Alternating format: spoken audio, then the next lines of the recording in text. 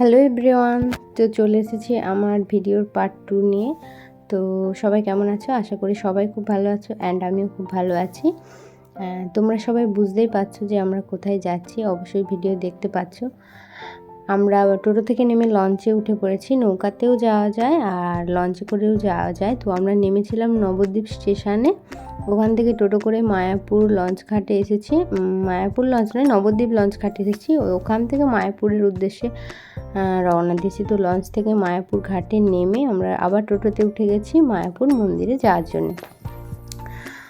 অনেক দিনেরই স্বপ্ন ছিল তো বা দূরে কোথাও বেড়াতে যাবো। দূরে বলতে খুব দূরে তো যাওয়া হয় না, তো কাছাকাছির মধ্যে মায়াপুরটা আমার একটা স্বপ্নের জায়গা, যেখানে আমার আসার খুব ইচ্ছে। অনেকের মুখে শুনেছিলাম, তো ফাইনালি নিজে ঘুরতে এসে খুব ভালো লাগছে।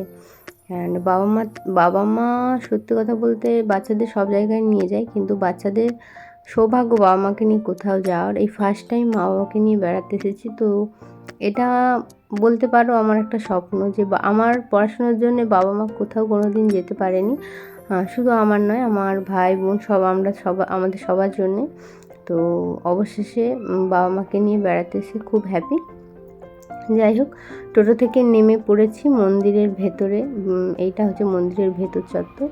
তো এটা হচ্ছে নতুন মন্দির, যেটা এখনও আনকমপ্লিট, মানে এখনও তৈরি হচ্ছে। অ্যান্ড আমরা এখন একটা রুম ভাড়া নিয়েছি। রুম বলতে ভবনে। এখানে মন্দিরের ভেতরে অনেকগুলো ভবন আছে, গদা ভবন, শঙ্খ ভবন, চক্র ভবন, পদ্ম ভবন। তো অনেক কষ্টে একটা রুম পেয়েছি। এটা হচ্ছে শঙ্খ ভবনের গ্রাউন্ড ফ্লোরে একটা রুম। তো এটা non AC room. AC room available আছে, খুব চার্জ। অ্যান্ড যেগুলো একটু লো বাজেট রুম সেইগুলো হচ্ছে অ্যাভেলেবেল নেই। পুরো আমরা যে সময়টা এসেছিলাম ভীষণ গরম, আর ওই সময় এসি ছাড়া থাকাটাও মুশকিল। তাই গ্রাউন্ড ফ্লোরে একটা রুম নিয়েছি, আর রুমটা যথেষ্ট ঠান্ডা, দুটো ফ্যান চলছিল। অ্যান্ড আমরা একটু রেস্ট নিয়ে বেরিয়ে পড়েছি বিকেলবেলায়। অবভিয়াসলি রুমটা খুবই পরিষ্কার। অ্যান্ড এইটা হচ্ছে শঙ্খ ভবন, দেখতেই পাচ্ছ। আর ওটা হচ্ছে নতুন যে মন্দিরটা তৈরি হচ্ছে তার পেছনে। অ্যান্ড পুরনো যে মন্দিরটা যেখানে এখন ঠাকুর আছে তার সাইডেই রুমটা, মানে পদ্মভবন, শঙ্খ ভবন, মাঝখানে মন্দির। আর ওটা একটা নতুন বিল্ডিং হচ্ছে। তো আমরা সবাই বেরিয়ে পড়েছি একটু বেরু করার জন্যে। প্রথমে ভেবেছিলাম যে ঘুরে এসে সন্ধ্যা আরতিটা দেখব। তো আমরা যখন বেরোই অনেকটাই সন্ধে হয়ে এসেছিলো প্রায়। তো তারপর বললাম চলো বেশি দূরে কোথাও যাব না, এখানে চত্বরটাই একটু ঘুরবো। তো একটা ইন্টারেস্টিং ব্যাপার কি জানো, মানুষের বিশ্বাস। আমি জানি না যে এখানে হাতি আছে বা বিকেলবেলায় আসে। তো আমার ছেলে ঘুমোচ্ছিল না বলে আমি ওকে বললাম যে ঘুমিয়ে পড়, তোকে বিকেলে হাতি দেখাবো। তো ঘুম থেকে উঠে বিকেলে আমরা বেরিয়ে দেখি বাইরে দুটো হাতি। তো ভগবানের স্থানে এসে কোনোদিনও মিথ্যে কথা বলাটা ঠিক নয়, তাই হয়তো ভগবান আমার কথাটা সত্যি করার জন্য হাতি দুটোকে পাঠিয়ে দিল। যাই হোক, যে যার বিশ্বাস সে তার কাছে। তো ভেতরে এখানে একটা ছোট্ট ফাউন্টেন আছে। তো আমরা সবাই ওখানে একটু দাঁড়ালাম, ঘুরলাম, সেলফি তুললাম, একটু আনন্দ করলাম। সবাই দেখতেই পাচ্ছ এখানে বসে একটু এনজয় করছে।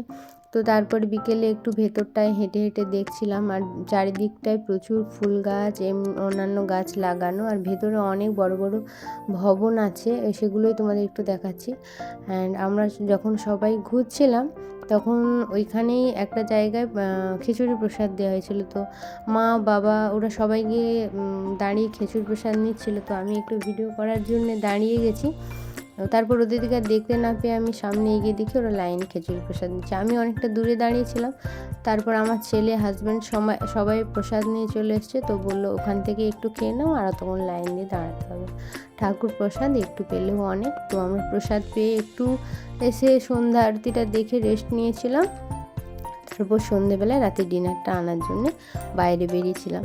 আমি আর হাজব্যান্ডই এসেছিলাম বাইরে, ওরা একটু রেস্ট নিক, অনেকটা জার্নি করে এসছে অনেক ভোর থেকে।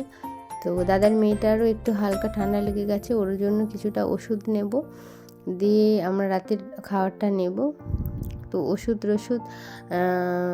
নিতে অনেকটা দূরে যেতে হবে, কারণ এখানে কাছাকাছি কোনো মেডিসিন শপ নেই। জিজ্ঞেস করলাম এনাদেরকে, তো বললে একটু দূরের দিকে যেতে হবে। ভাবলাম এখানে যদি মেডিসিন শপ নেই বাদে ওষুধ নিতে হবে। তারপর বললো না চলো, শরীরটা যেহেতু তোমারও খারাপ। তো রাস্তায় যেতে যেতে পাপড়ি চাট দেখলাম, অবশ্যই এটা নিরামিষ, খুব টেস্টি ছিল খুব।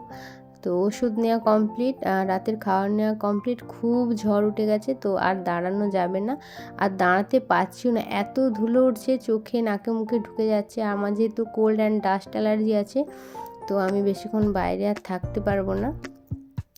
তো আমরা ওই জন্য তাড়াহুড়ো করে মন্দিরের ভেতরে যাচ্ছি, আর এই যে বৃষ্টি শুরু হয়ে গেছে। তো আজকের ব্লগটা এই অবধি, নেক্সট পার্ট আসবে, তোমরা সবাই অপেক্ষা করো। অ্যান্ড লাস্ট অবধি ভিডিওটা দেখার জন্য ধন্যবাদ। ভালো লাগলে লাইক কমেন্ট শেয়ার করে দিও। ততক্ষণের জন্য টাটা।